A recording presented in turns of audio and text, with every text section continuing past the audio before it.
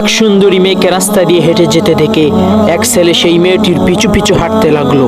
সেই মেয়েটি ছেলেটিকে বলল, ভাই আপনি আমার পিছনে পিছনে হাঁটছেন। ছেলেটি বলল, হে সুন্দরী মেয়ে, আমি তোমাকে এক নজর দেখেই তোমার প্রেমে পড়ে গিয়েছি।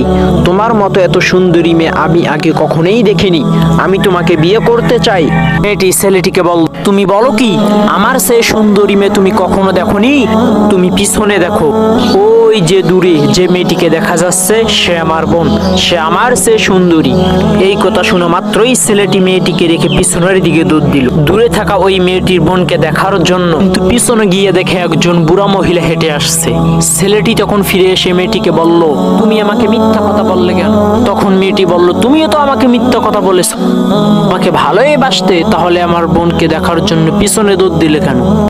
তুমি যদি আমাকে ভালোই বাসতে তাহলে আমার কাছে থাকতে, আমার বোনকে দেখার জন্য পিছনে দৌড় দিতে না, তুমি আমার কাছে থাকতা।